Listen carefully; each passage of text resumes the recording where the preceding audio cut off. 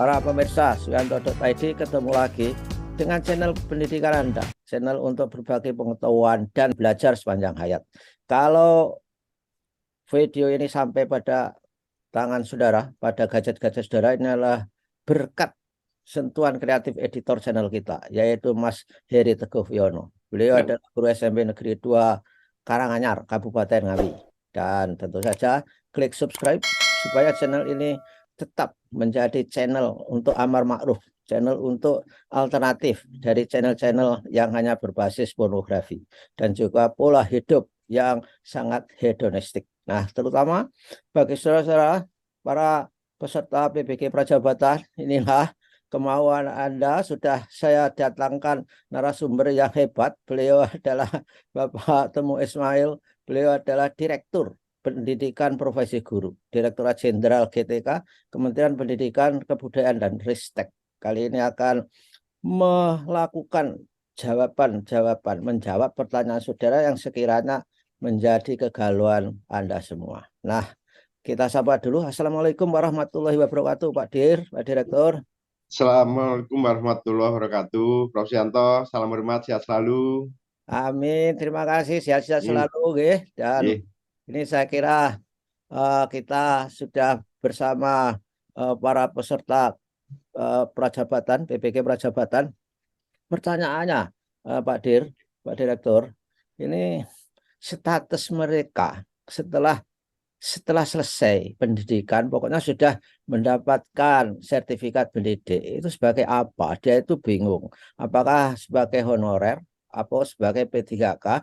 Dan tentu saja mereka sebenarnya harapannya itu kenapa nggak otomatis langsung ASN?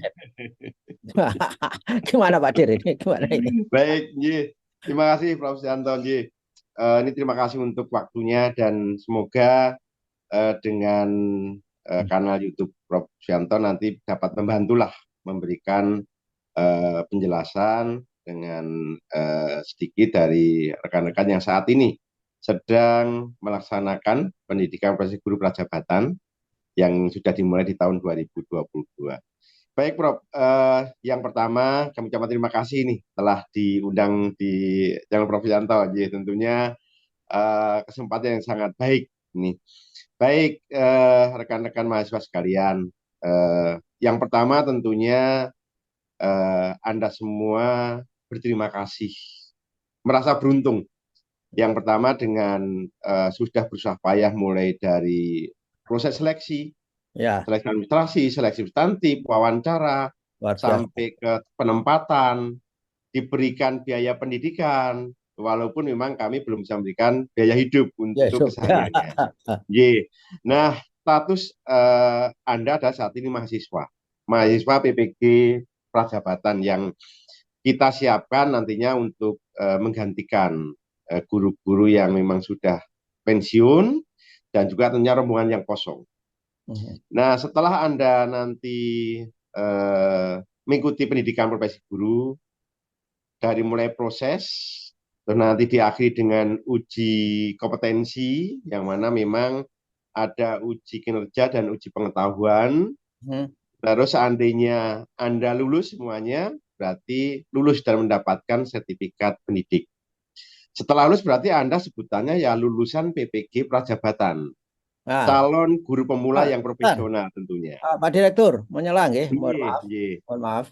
Tadi kan ujian lulus itu di situ yang ditanyakan juga, adakah ujian kinerja yang namanya UKIN itu di samping UKA? Gimana? Jadi yang saya sambungkan yang awal dulu, Prof. Jadi setelah lulus, berarti Anda adalah lulusan PPG Prajabatan, calon guru pemula yang profesional. Nah, tentunya dengan Anda mendapatkan biaya pendidikan yang kita sama-sama ketahui dan juga Anda melaksanakan penandatanganan fakta integritas. Yang salah satunya nanti adalah akan bertugas dalam hal pengabdian nih, Prof, selama 2 tahun. Nah, tentunya nanti akan kita koordinasikan dengan Dinas Pendidikan Kabupaten Kota Provinsi sesuai dengan kewenangannya, sesuai dengan jenjangnya, bersama-sama dengan UPT kami yang ada di daerah, di Pemda, Prof. Provinsi sekarang ada, Prof, ada Balai Besar Guru Penggerak atau Balai Guru Penggerak. Ya, yang nanti akan kita coba koordinasikan bersama-sama bersama dengan Pemda, bersama dengan UPT, bersama dengan LPTK, keterkaitan dengan penugasan pengabdian selama 2 tahun. betul. Nah, tadi apa yang dipertanyakan, apakah masih ada uji kinerja? Masih.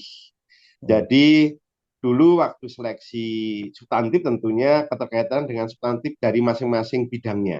Kita Hmm. berharap penguasaan konten sudah terkuasai dulu Hmm. sebelum bersangkutan mengikuti pendidikan profesi guru. Nah, saat selesainya proses pendidikan, mulai dari semester 1, semester 2, yang ada mata kuliah inti, yang Hmm. harus wajib diambil dan lulus dalam prosesnya, Hmm. ada mata kuliah selektif pilihan, ada mata kuliah elektif, Hmm. diakhiri nanti dengan proses uji kompetensi.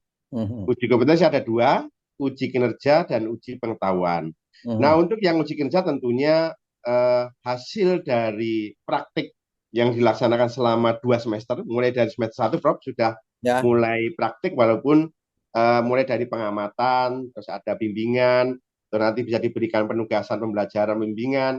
Semester 2-nya tentunya sudah bisa diberikan penugasan untuk mengampu pada satu kelas misalkan ya, oke. bidang tertentu yang tentunya dibimbing dengan guru pamong, Abang. guru kelasnya maupun dosen pendamping Hmm. lapangannya, didampingin tentunya. Hmm. Nah, saat nanti di akhir akan dilakukan apa yang telah dilakukan dalam proses PPL itu akan nanti diambil salah satu tentunya bisa direkam bisa langsung nantinya untuk bisa diamati, dicermati dan diklarifikasi.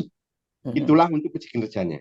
Ya, Nah, uji pengetahuan karena di awal sudah kita seleksi dengan substantif yang masing-masing bidang sudah menguasai, di akhirnya tentunya kompetensi performance base-nya itu yang uji kinerja maupun yang nanti uji pengetahuan terkait dengan pedagogiknya seperti ya, apa dalam pengembangan mekanisme metode metode apa yang digunakan dalam proses pembelajaran. ya, Pedagogi kontennya, Prof, tentunya ya, untuk yang oke. Ya, banyak. Nah, kira-kira seperti itu, Prof. ya, termasuk jadi UKIN, uji kinerja itu yang paling akhir setelah dia memiliki konten pengetahuan. Setelah itu dia praktek di sekolah, kemudian tadi mungkin bisa direkam, kemudian dikonfirmasi. Konfirmasinya itu mungkin mahasiswa itu ditanyai apa yang dilakukan dan itu apakah layak atau tidak. Itu yang dimaksud ujian kinerja. Begitu, Pak. Jadi nanti pelaksanaan uji kinerjanya tentunya kami melibatkan asesor eksternal, Prof. Kan selama yang bersangkutan praktek PPL itu Hmm. kan didamping oleh dosen pendamping lapangan, Hmm. didampingi juga dengan guru pamong. Ya. Nah, tentunya untuk membuktikan bahwa performanya itu bagus dan sesuai, Hmm. harus ada unsur dari eksternal. Nah, itu yang nanti akan apa istilahnya menilai, memberikan penilaian terhadap uji kinerjanya. Di Hmm. samping tentunya juga ada kontribusi dari dosen DPL maupun guru pamongnya, Prof. Ada Ya, ya. persentasenya, Jadi ada mungkin bobotnya. nilainya itu diagregasikan dari asesor eksternal, guru pamong, dan guru Iya, kelas dari betul, LPTK itu mungkin. betul, Nji. Nji. Ya, ya. Dan asesor eksternalnya itu dari mana unsurnya, Pak Temun? Nanti akan kita ini, Prof, akan kita rekrut, akan kita latih Hmm. supaya keterkaitan dengan pemahaman dalam hal memberikan pengamatan, melaksanakan pengamatan, penilaian tentunya tidak banyak deviasi, tentunya kan seperti itu. Nah, itu akan kami siapkan. Ya, ya, ya. Jadi, saudara-saudara, para peserta PBG Prajabatan, saudara jangan galau dulu, baru mendengar UKIN. UKIN itu kan hanya untuk mengklarifikasi apa yang saudara lakukan ketika praktek sebetulnya. Praktek di lapangan, praktek di sekolah, apakah itu mungkin mengajar, membuat, melaksanakan rencana pembelajaran, dan itu diklarifikasi oleh asesor eksternal. Dan itu ya mirip-mirip mungkin ya, mirip seperti ketika wawancara dulu Anda semua kan membuat IC, ya, membuat IC. Lalu diwawancara itu kan klarifikasi, IC ada itu sebetulnya beneran atau ngarang-ngarang kan gitu. Mungkin analoginya begitu, Pak Dir. Iya, betul. Ya, itulah. Ya, begitulah saudara. Dan sudah puas kan? Saudara sudah mendengar sendiri dari pembuat kebijakan pendidikan profesi guru di Kementerian, Bapak Temu Ismail. Dan tentu saja kita akan ketemu lagi dengan saudara-saudara untuk menyelesaikan pertanyaan-pertanyaan berikutnya. Dan tentu saja saudara harus tetap belajar, memusatkan kegiatan saudara di tempat LPTK dan di PPL yang 2 itu supaya saudara bisa mulus. Itulah memang sulitnya untuk mencapai sertifikat profesi. Ya ibaratnya dokter itu. Ya, dokter itu setelah lulus sarjana kesehatan, dia praktek, dia menempuh ujian profesi. Wah, itu ya memang sampai pernah tidur juga itu. Karena saya paham saudara juga mengeluh, bukan mengeluh ya, curhat bahwa LMS-nya banyak sekali dikerjakan sampai malam nggak tidur, tapi itu adalah bagian dari proses profesi, dari proses orang mendapatkan sertifikat profesi.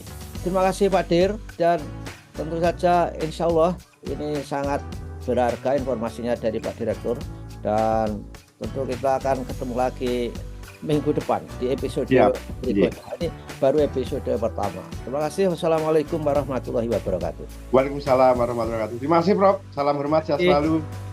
Amin.